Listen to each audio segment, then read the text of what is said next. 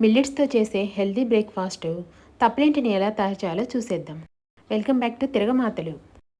ముందుగా నేను ఇక్కడ తప్పలేంటి కోసం ఒక సొరకాయని తీసుకున్నా. సొరకాయలో నేను సగమే తీసుకుంటున్నా నేను చేసే క్వాంటిటీకి. సొరకాయకు పిల్లర్ సహాయంతో పైన ఉన్న తొక్కలని తీసేసుకోవాలి. తర్వాత సొరకాయను తురుముకోవాలి. సొరకాయకు తురుముకున్న తర్వాత సొరకాయలో ఉన్న నీటిని పిండవలసిన అవసరం లేదు. తప్పలేంటి కోసం కొన్ని ఉల్లిపాయలను, పచ్చిమిరపకాయలు, కొంచెం కొత్తిమీర అంత చిన్నగా కట్ చేసి పెట్టుకోవాలి. తర్వాత ఒక బౌల్లో చిన్నగా కట్ చేసి పెట్టుకున్న ఉల్లిపాయ ముక్కలను, పచ్చిమిరపకాయ ముక్కలను, ఆ తర్వాత సన్నగా కట్ చేసి పెట్టుకున్న కొత్తిమీరను కూడా అంతా వేసుకోవాలి. ఆ తర్వాత కొన్ని నానబెట్టి పెట్టుకున్న శనగపప్పును కూడా వేసుకోవాలి. కొద్దిగా జీలకర్ర, ఒక చిన్న స్పూను సాల్ట్, కొద్దిగా పసుపు, ఆ తర్వాత ఒక చిన్న స్పూను కారం వేసుకోవాలి. ఆ తర్వాత తురుము పెట్టుకున్న సొరకాయను కూడా అంతా వేసుకోవాలి. నేను ఇక్కడ 3/4 బౌలు జొన్నపిండిని తీసుకుంటున్నా. ఇప్పుడు ఈ జొన్నపిండిని కూడా అంతా వేసుకొని ఈ మిశ్రమాన్ని బాగా కలుపుకోవాలి.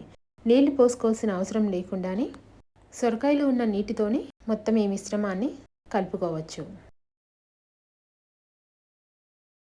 మిల్లెట్స్తో చేసే ఈ తప్లెంట్స్ తిన్న తర్వాత హెవీగా ఉండదు, అలాగే చాలా హెల్దీ బ్రేక్ఫాస్ట్ కూడా. అంతా ఇలా కలిపి పెట్టుకున్న ఈ తప్లెంట్ మిశ్రమాన్ని ఒక పెద్ద సైజు బాల్ లాగా తీసుకొని పిండిని 2 చేతుల సహాయంతో ఒక పెద్ద సైజు వడలాగైనా ఒత్తుకోవచ్చు, లేకపోతే రోటీలాగైనా చేత్తో ఒత్తుకుంటూ చేసుకోవచ్చు. ఇలా తప్లెంట్ తయారు చేసుకునే ముందే గ్యాస్ పైన ఒక బాండీని కానీ ప్యాన్ కానీ పెట్టుకొని అందులో కొద్దిగా ఆయిల్ వేసుకొని ఆయిల్ అంతా స్ప్రెడ్ చేసుకొని ప్యాన్ వేడైన తర్వాత మనం చేసి పెట్టుకున్న ఈ తప్లెంట్ను ప్యాన్లో వేసుకోవాలి. గ్యాస్ ఫ్లేమ్ను చిన్నగా పెట్టుకుని ప్యాన్కి మూత పెట్టుకోవాలి. కొద్దిసేపు తర్వాత మూత తీసేసుకొని ప్యాన్లో ఉన్న ఈ తప్లెంట్ను తిప్పుకోవాలి.